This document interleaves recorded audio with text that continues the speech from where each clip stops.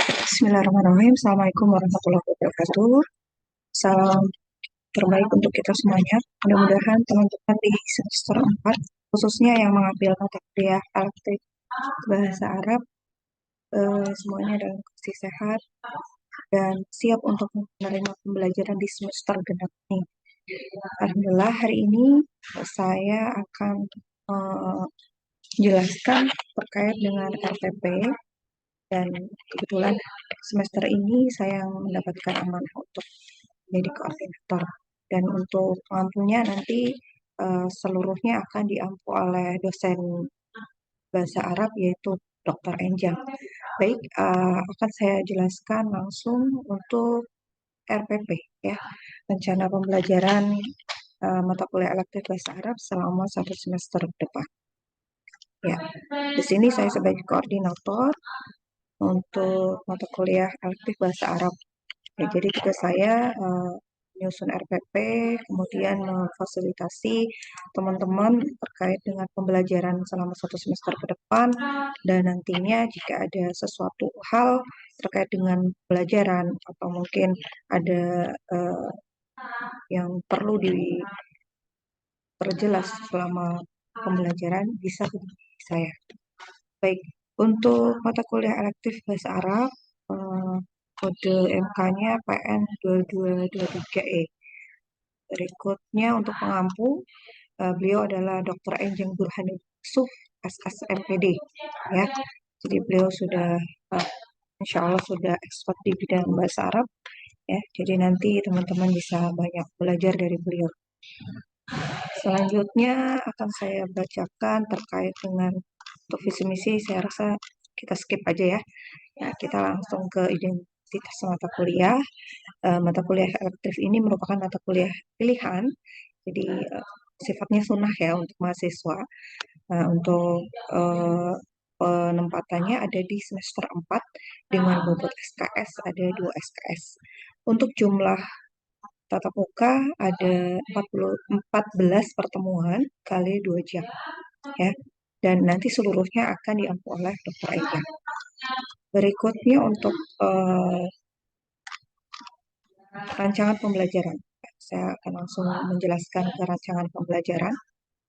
Di sini deskripsi mata kuliahnya adalah fokus mata pembelajaran bahasa Arab, membahas penggunaan bahasa Arab dalam hal kehidupan sehari-hari, meliputi kegiatan membaca, menyimak, menulis, dan percakapan sederhana dalam bahasa Arab. Adapun capaian pembelajaran mata kuliah ini, jadi setelah mahasiswa mempelajari dan mengikuti perkuliahan, mahasiswa diharapkan memiliki keterampilan berupa keterampilan dasar dalam berbahasa Arab seperti menyimak, berbicara, membaca, menulis bahasa Arab dasar, serta mengenal kaidah bahasa Arab.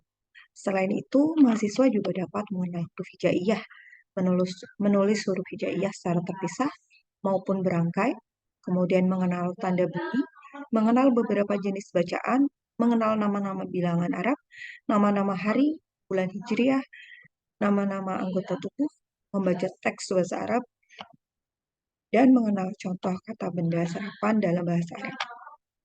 Selain itu, mahasiswa juga diharapkan mampu memahami tata bahasa Arab dengan memiliki kemampuan dalam menulis, membaca teks Arab, termasuk di dalamnya adalah qiraah, baik secara baik dan benar. Oke. Selanjutnya untuk sistem evaluasi. Sistem evaluasi seperti mata kuliah yang lain, kita ada UTS UAS ya, untuk persentasenya penilaiannya di 25%. Jadi baik UTS dan UAS ada 25%. Kemudian ada tugas sebesar 20%, kuis 15%, dan soft skill 10%. Berikutnya ini cukup lengkap, cukup singkat ya untuk RPP-nya. Nanti akan lebih banyak digambarkan di rancangan pembelajarannya. Dan untuk referensinya ini ada yang tertulis di sini ada 9 referensi, tapi tidak menutup kemungkinan jika teman-teman menemukan referensi yang lain yang masih terkait dengan pembelajaran di semester ini ya terkait dengan bahasa Arab, silakan saja nanti bisa menjadi tambahan referensi untuk teman-teman semuanya. Oke. Selanjutnya akan saya jelaskan langsung ke rancangan program pembelajarannya yang lebih detail di sini. Ya, ini di awal perkuliahan. Ya, ini tugas saya adalah menjelaskan RPP secara singkat.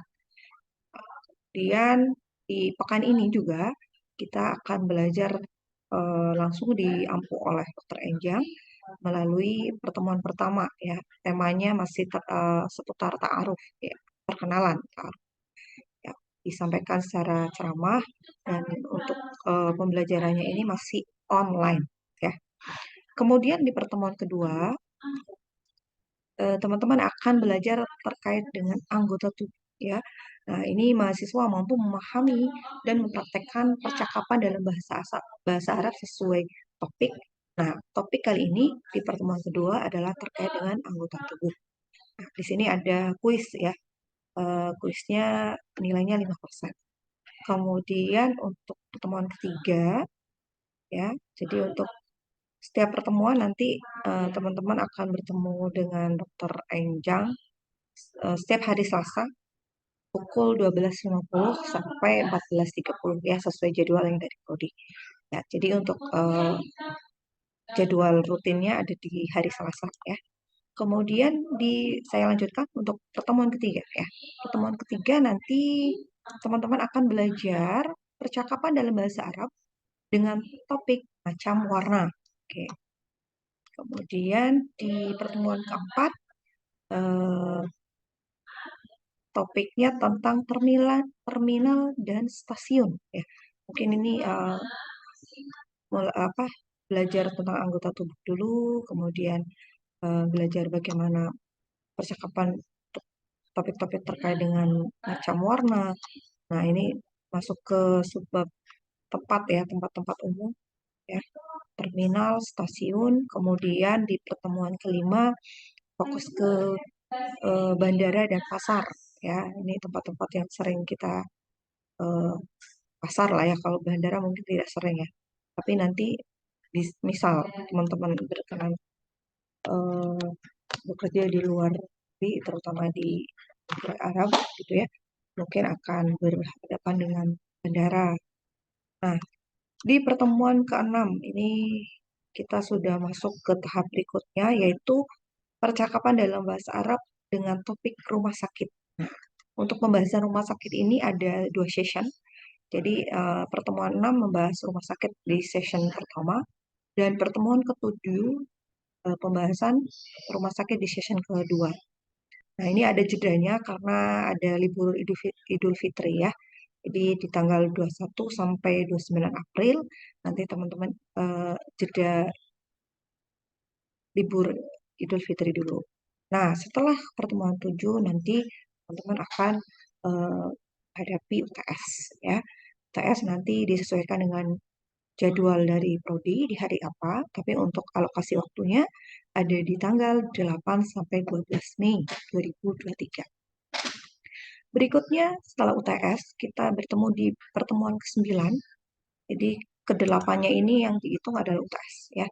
Kemudian di pertemuan ke-9 temanya terkait dengan perawat. Nah, ini pastinya sudah semakin menarik ya.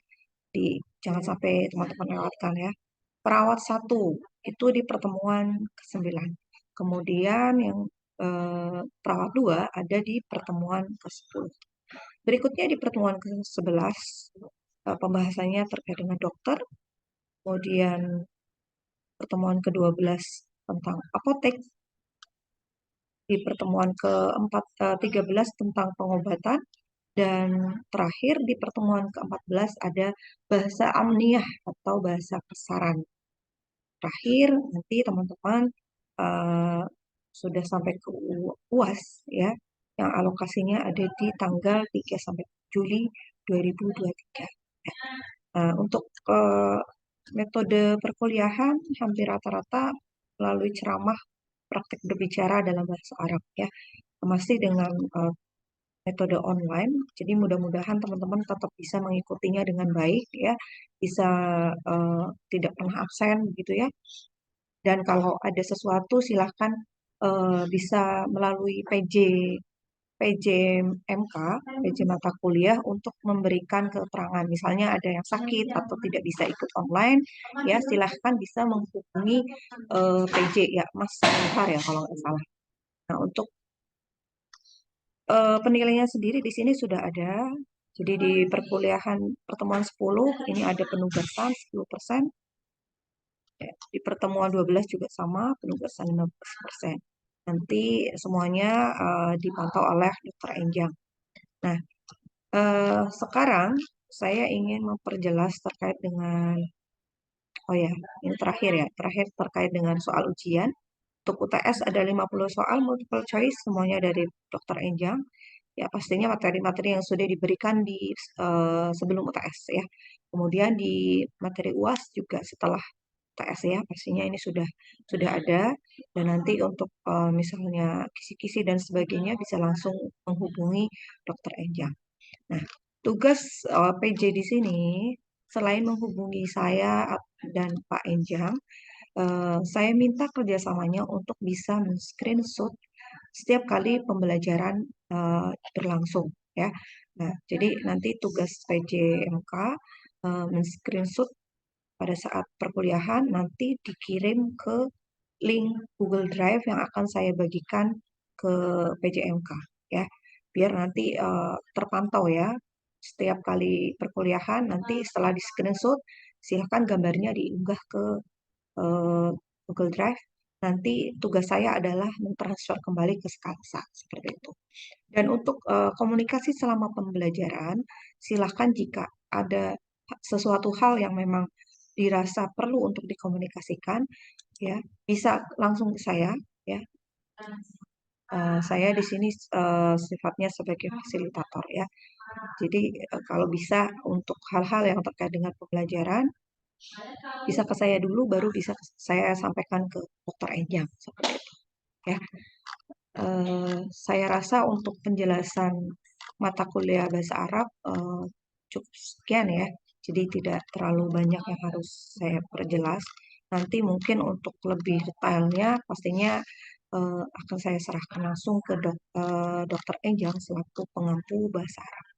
Ya, itu mungkin yang bisa saya jelaskan di video singkat ini. Mudah-mudahan bisa dipahami dan pesan saya selama perkuliahan mudah-mudahan berjalan lancar dan jaga komunikasi karena memang saya tidak terlibat langsung selama perkuliahan mata kuliah bahasa Arab ini berlangsung. Ya, terima kasih untuk kerjasamanya. Saya sampaikan terima kasih. Mohon maaf. Assalamualaikum warahmatullahi wabarakatuh.